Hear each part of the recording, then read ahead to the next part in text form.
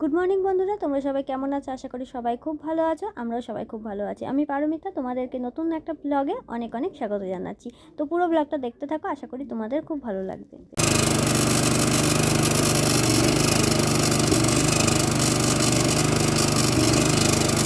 এখন নিচ্ছি একটু ছোলার ছাতু। তো বাড়ির সামনেই দেখি এরকম গাড়ি নিয়ে এসছে, এখানে ছোলা রয়েছে এই বস্তার মধ্যে, এখান থেকেই একেবারে ছোলা ভাঙিয়ে দেবে।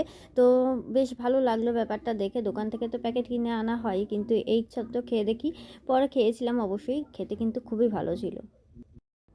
ঠান্ডায় এনারাও জলে থাকতে পারছেন না, তাই জন্য দেখো রোদ পোহানোর জন্য ওপরে উঠে এসছে। আর দেখো বাড়ির অবস্থা কি, ড্রেনের জল উঠেছে সারা উঠোনে।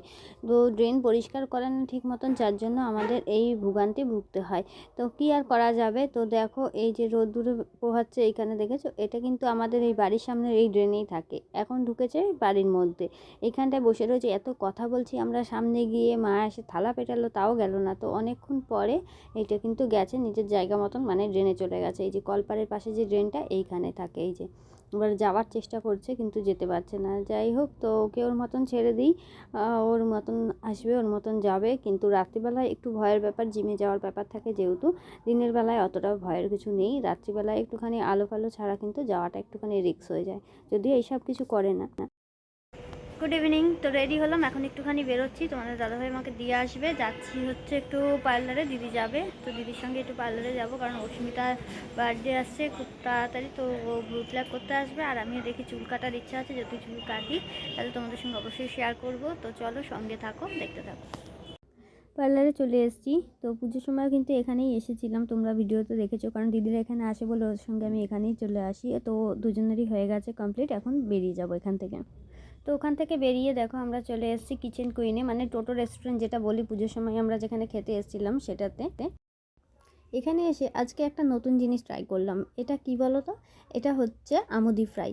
তোমরা কেউ খেয়েছো কিনা কমেন্ট করে জানিও। এখানে কিন্তু বেশ দারুণ বানিয়েছিল, খেতে দারুণ লাগছিল। এটার অন্য একটা নাম ছিল, কি বোম্বে কি একটা জানি নাম ছিল, এখন মনে পড়ছে না। তবে খেতে কিন্তু বেশ ভালো হয়েছিল। এখানে আমি ফিশ ফিঙ্গার খেয়েছি, তবে ফিশ ফিঙ্গারের থেকেও এটা কিন্তু বেশি ভালো হয়েছে। অস্মিতা বলছে যে ভালো লাগছে, আর দিদিকেও জিজ্ঞেস করলাম যে তোর কেমন লাগছে।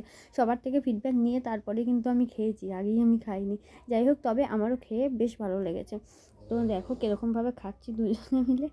যাই হোক, এত টেস্টি ছিল, তবে গরম গরম তো হেভি লাগছিলো খেতে, কিন্তু কাটাগুলোতে একটু প্রবলেম হচ্ছিল। সঙ্গে একটা স্যুপ নিয়েছিলাম, সেই স্যুপটাও কিন্তু বেশ ভালো বানিয়েছিল। আর অস্মিতা নিয়ে নিল একটা মোমো, ওর মোমোর থেকে আবার আমি একটা, দিদি একটা, দুজনে দুটো খেয়েছি, বাকিটা ও খেয়েছে। মোমোটাও বেশ ভালো বানায় এখানে। ওখান থেকে বেরিয়ে তারপর চলে এসেছি দিদির ননদের বাড়িতে।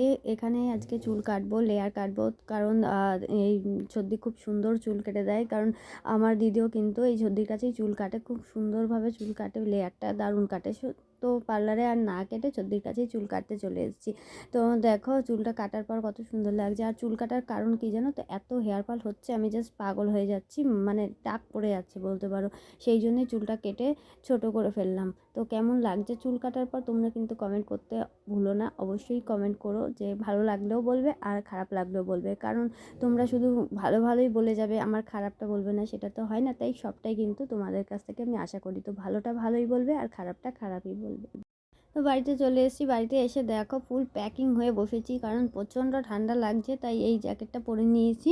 আর এখন কি করতে বসেছি জানো? এই যে দেখো আমার সামনে কি রয়েছে। তো এখন হাতের কাজগুলোই নিয়ে বসলাম একটুখানি, এই বল্টুগুলোর মধ্যে একটুখানি ক্যাপ লাগাতে হবে। তো এই হচ্ছে ছোলার ছাতু। তো এটা খেতে কিন্তু খুবই ভালো ছিল, 1.5 কেজি মতো নিয়েছি, আর 120 টাকা করে কেজি ছিল। দোকানে কিন্তু ছাতুর দাম আরও বেশি। তো বাড়িতে এসে ভালো জিনিস ভাঙিয়ে দিচ্ছে, আর দামটাও সেই তুলনায় কম, তাই একটু বেশি করেই নিয়ে নিয়েছি। তো এরপরে আবার আসতে বলেছি, পরে আসলে আবার নেবো, এটা শেষ হয়ে। তো এখন বাজে রাত্রির 12টা, পুরো ডট 12টার সময় আসলাম ভিডিওটা শেষ করার জন্য, কারণ বেশিরভাগ দিনই না আমি ভিডিও শেষ করতে ভুলে যাই, শুয়ে পড়ি, মনে থাকে না। তো যাই হোক, আজকে ভাবলাম ভিডিওটা শেষ করি, তারপরেই আমি শোবো। তো মশারি টাঙানো হয়ে গেছে, এখন শুয়ে পড়বো। আর বেনুনি করেছি, তবে বেনুনির মধ্যে থেকে এই যে ছোটো ছোটো চুল সব চারিপাশ থেকে একদম বেরিয়ে রয়েছে। আর এই সামনের যে লেয়ারটা কেটেছি সেগুলো এখন প্রচণ্ড বিরক্ত করছে, কারণ এই ছোটো চুল সামনে পড়লে আমার খুব অস্বস্তি লাগে। তো কাল থেকে যাই হোক ক্লিপ দিয়ে আটকে রেখে ম্যানেজ করতে হবে। চুল বাঁধারে একটু প্রবলেম হয়ে যাচ্ছে, কটা দিন একটু অসুবিধা হবে, আস্তে আস্তে ঠিক হয়ে যাবে। তবে চুল কেটে কেমন লাগছে কমেন্ট করে জানাতে ভুলো না কিন্তু। চলো, তো ভিডিওটা এখানেই শেষ করছি। ভিডিওটা ভালো লাগলে লাইক কমেন্ট শেয়ার করতে ভুলবে না। আর যারা চ্যানেলটা সাবস্ক্রাইব করেনি প্লিজ চ্যানেলটাকে সাবস্ক্রাইব করে দিয়ে আমার পাশে থেকে। দেখা হচ্ছে নেক্সট ব্লগে। ততক্ষণ সবাই ভালো থেকো, সুস্থ থেকো। Good night.